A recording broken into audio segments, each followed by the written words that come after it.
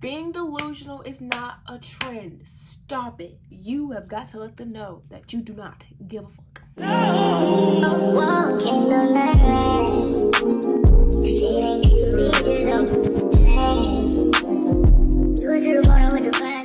Hi besties, welcome back to my channel. If you guys are new here, I'm Kinsey. Make sure you like, comment, and subscribe if you like today's video. Today's video is a little bit different. I'm sitting at my desk, but I'm not getting ready, and I'm not about to do a get ready with me. I'm about to give you a girl talk. We're about to have a one-to-one little moment that gives like 8, you know? Make sure you guys grab your drink. I have mine. Old enough to drink, get you a glass of wine, get you a little snack. Let's dive deep in to what we're about to get into. I did not have a questionnaire on my Instagram or anywhere. My next girl talk, I will definitely have one, so make sure you guys head over to my Instagram and hit the follow button. I've been watching girl talk videos non-stop. The vibes that they give, just, you know, I like that. First topic, y'all, is friendships. Everything under this category is about friendships. If you really want to know what the deal is with a friendship, I'm gonna tell y'all. First question is how to find a good group of friends. A good friend group, or just good friends in general, don't come to you. It kind of just happens. I'll say for me, friendships that I have now, I genuinely don't even know how we met. I don't even remember how it transpired. I don't know who said what, who spoke first. It genuinely just formed. It just kept going like a wave. If you meet somebody and the energy is just so good, it's so easy to talk to them. Now, if you're an outgoing person and you can talk to anybody, this is not for you right now. For the girlies who don't talk a lot, who aren't very social, when you finally meet somebody and it just feels natural, it feels you've spoken to this person before, that is the spark of like what could be a friendship. Now, as for groups, it so happen is the person that you meet and that you had a good conversation with has other friends that they want to introduce you to, and that could start forming a group. Simple as that. You can just start meeting new people and adding them to your group. Next question is how to spot a fake friend. I feel like people think that fake friends are plain sight view, like you can just point them out like they're a black sheep or something, and they're not. I promise y'all, it's okay if you don't realize a fake friend the first time around, because they do a really good job at hiding the fact that they're a fake friend. What y'all need to look out for is those little moments of jealousy, those little like slight passive-aggressive comments that they be making. From my experience, I can't really remember if I had a fake friend for real. It never processes to you on the spot. I feel like some people on here are like, oh, I can spot a fake friend from a mile away. I can't.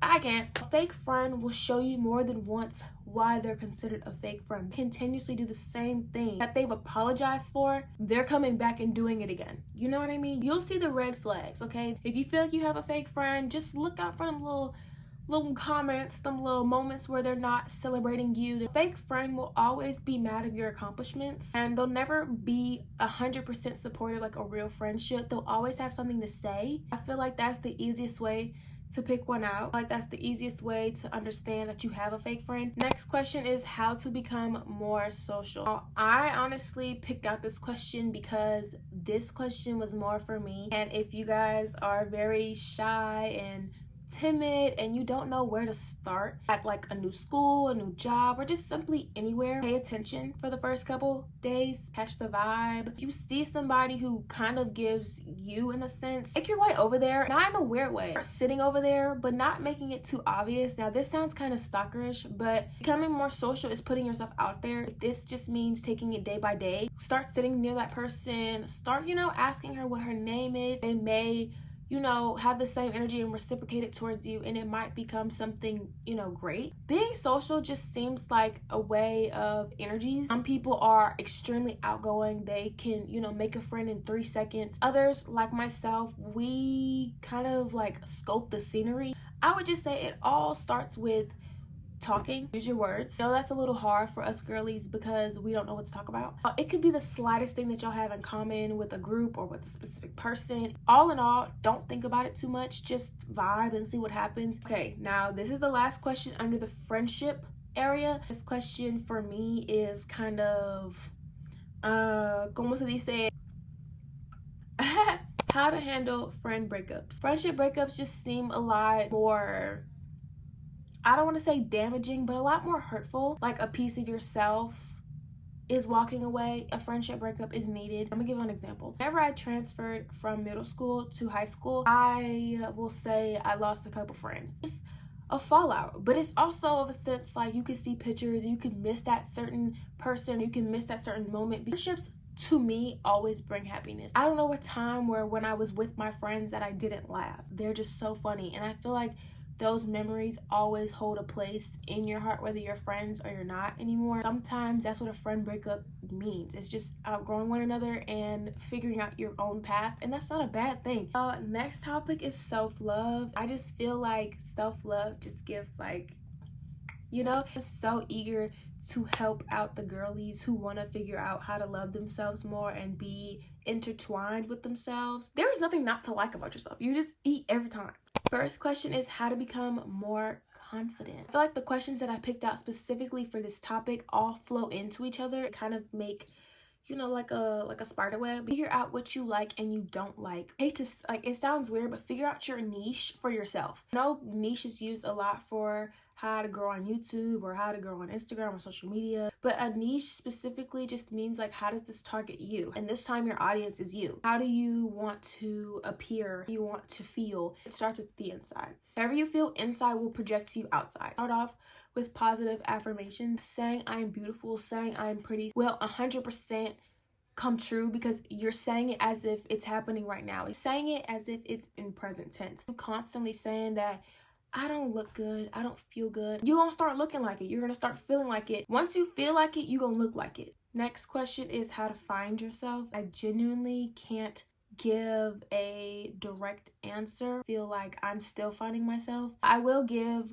what I've learned from just living my life. I realize the vibe that I want to give off, the energy, the aura that I want to give off. I feel like your whole life you're gonna be finding yourself. That's why I feel like we have eras. We have our clean girl era, rock girl era. We have different personas that we go through, or different evolutions that we go through to help us understand who we are as people. Doing that with a good center, doing that with people who actually care about you, that just make you feel good. And hell, doing it by yourself for the most part is probably the best thing, because you should never rely on other people's happiness or other people in general to find out who you are as a person. Next question is how to not care what everybody else thinks or says. Everybody is gonna have something to say all day, every year, every week, forever. So why should we let something that happens every single day, every hour, every minute, every second affect how we feel about ourselves? I genuinely feel like some people who really try to bash you or bring you down have their own demons that they're fighting with, that they want people to come back on their level, and that's just something that we do not do. We need to have that mindset like we them girls. Being in a space where you are confident and you understand yourself better than anybody around you, the best way to go. I feel like you have like an Iron Man suit on at this point. Anything that hits you, it may send you back a bit, but you're always gonna move forward no matter what. Last question under the self-love category is how to find happiness within yourself. I think that doing stuff that you actually like to do is a bonus. Stop doing what everybody else is doing. Stop being a follower and be a leader. Do what you've been wanting to do your whole life. I kid you not. Finding a passion for yourself and not for others is superb. You live your life for your happiness, your enjoyment, and that's pretty much about it. Having good friends and a good family and a good foundation, that is a bonus. Having yourself and being content in yourself is the best feeling. Next one, we were talking about relationships. First one, how to know if somebody likes you. Lemonade. I've been in this predicament where you just don't know. I'm going to use my boyfriend as an example. His way was very subtle and I didn't catch it at all. My boyfriend would try and talk to me, conversate with me, and if I was having a conversation with somebody else, he would try and hop in. I just thought he was being nice. I just thought, oh, that's sweet. We bonded over Subway Surfers. So I was like, oh, you like Subway Surfers too? Cool, let's go round for round, tit for tat, okay? Bag for bag. Sorry for the camera change. I didn't realize it was like stuck in my neck and I didn't like that. No, we're already far along and I feel really content and happy with how this footage is coming out. I'm not even tripping about it. How to find out if somebody likes you? Girl, let them tell you, honestly, at this point. I will say, notice when a guy talks to you more. When they become interested in what you actually have to say and they like think about it, I'll say, Think about it then. Don't take it too far when some guy talks to you 3 days in a row and you're like, he likes me. You want to scope the scenery out. If they're acting as if they're trying to make a friend and they want to, you know, talk more, and it seems the conversations just seem more flirtatious, go for it. Go for it. Now, next question, here's the tea. How to handle if someone is cheating on you. Leave. Leave. Once someone cheats, they'll definitely do it again. I feel as if the first time a person cheats, it is the ultimate disrespect. They just don't have the highest regard for you that you once thought they did. Staying in a relationship where a person is already cheated, it's gonna get much harder to leave if you stay. They've already done the ultimate deception. They've already done that. So for you to stay, it seems as if the ultimate deception becomes a mere small minor thing to you now. How to not pour yourself, all of yourself, into your significant other.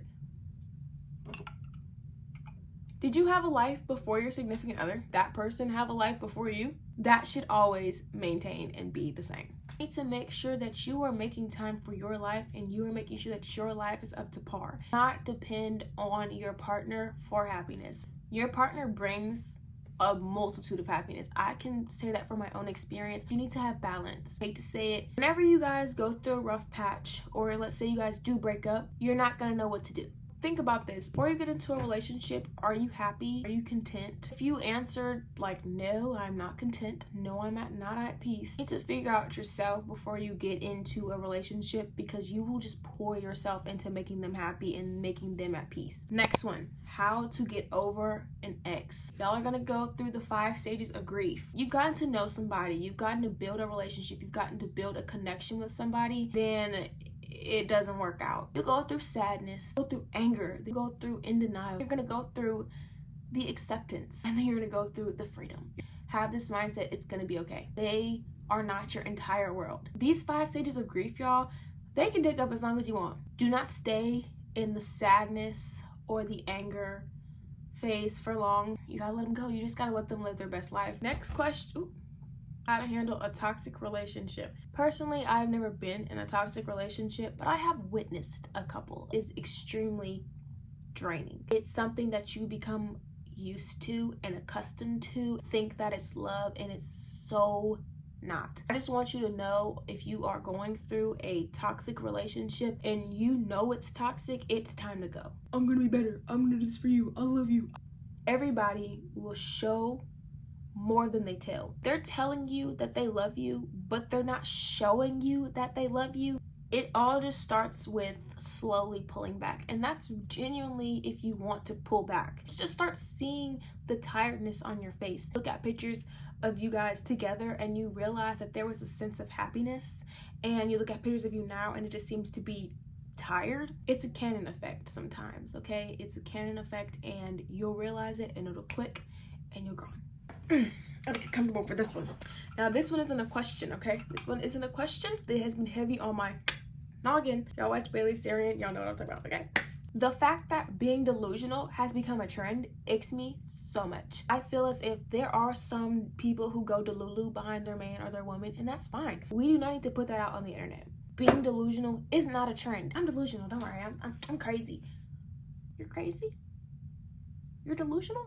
Why? Some people think that it's now fine for their delusions, such as staying with the person who cheats on you, staying with the person who hurts you, staying with the person who just doesn't do nothing for you but hurt you and bring you down and tear you down. They'll be like, that's my man, and I'm gonna stick beside him. Being delusional is not a trend. Stop it. All right, next one is social media. All my questions fall under the social media range. And no, this doesn't have to pertain with you wanting to be a content creator. Social media is all over everything that we do. You're watching me right now on social media, so I feel like these are good questions to have. First question goes is how to not focus on the haters. You do not have to be famous to have haters. You do not have to be a content creator to have haters. Haters gonna hate, okay? But my advice is to not focus on them. They are simply there to distract you. They're basically there to tear you down. They're basically there to test your mental, to test your patience. They like to know that they have a negative effect on you and that their voice is being heard and it hurts you.